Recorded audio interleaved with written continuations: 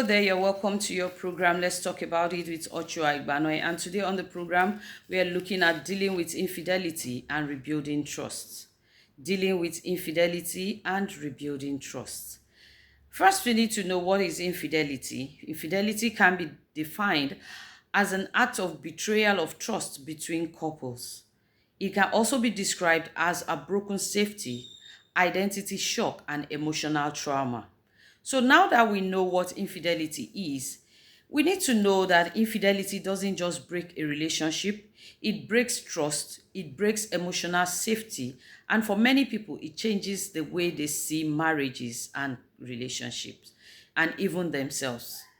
So it is worthy of note to also know that while cheating is very, very painful, rebuilding trust is also very hard. It takes a whole lot of effort to be able to rebuild trust after incidences or cases of infidelity between couples. Now let's look at why couples cheat while takes place amongst couple. The first and foremost reason is emotional disconnection. In cases where you have a couple not emotionally attached to each other, that is, they are just there, they are just cohabiting, they are just there, they no longer have feelings for each other. When this takes place, infidelity tends to set in. We also have poor or lack of communications. I've also always said it on this program.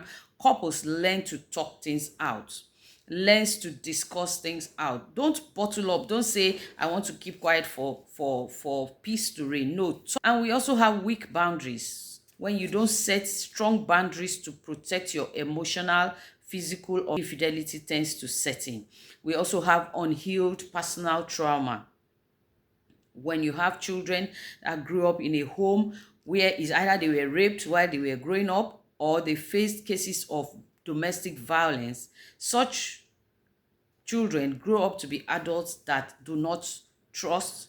They will just say, oh, after all, I grew up in a home that so and so was taking place, why not do it?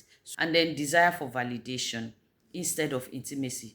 Don't desire your couple, your partner to validate you. Let your partner have intimacy, have an intimate relationship with your partner, not validate now the effects of infidelity or cheating on the partners, on the betrayed partner. We have the betrayed partner always feels hot, hungered, and there's anxiety, always wanting to find out what went wrong, what did I do? Confusion also. The partner will be confused, and then will now be letting off their own anger, transferred aggression on others. All this leads to depression in on the affected partner, and if not handled well, if not talked about and trashed out, it can degenerate into serious health or emotional issues. How do we rebuild trust in the cases of infidelity? We have total and full honesty. Always tell the truth, always speak the truth to your partner, always let your partner know the truth. Do not hide anything. And we also have taking full responsibility by both partners.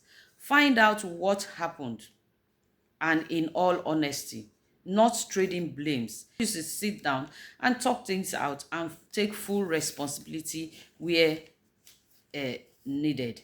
And we have patience. You always give room for the betrayed partner to heal. It is often slow.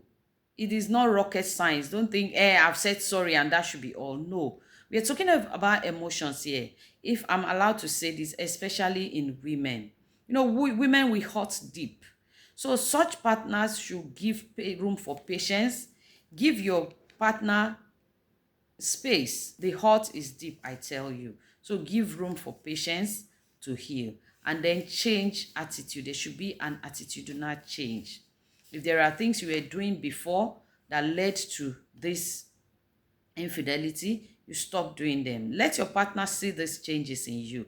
And you have to note, you can't rebuild trust by pretending nothing happened. You should talk about it, trash things out. Let your partner know you are sorry, that you know you did wrong. And then you do not put pressure, like I said, be patient, on the betrayed partner to move on. Just give room for healing and don't stay silent. The betrayed partner, don't stay silent to keep peace. This will make the trust. It is a gradual process, but it will be able to build the trust gradually. And at the end of the day, the healing process will be smooth. Although there's a need to rebuild trust, another issue, but there are some signs you see in a partner that has cheated before that you know that that relationship you have to take a walk. And foremost red flag is repeated cheating episodes. That's a red flag. Lack of remorse. When a partner cheats and is not sorry about it, my brother, my sister, please take a walk. And then manipulation or gaslighting.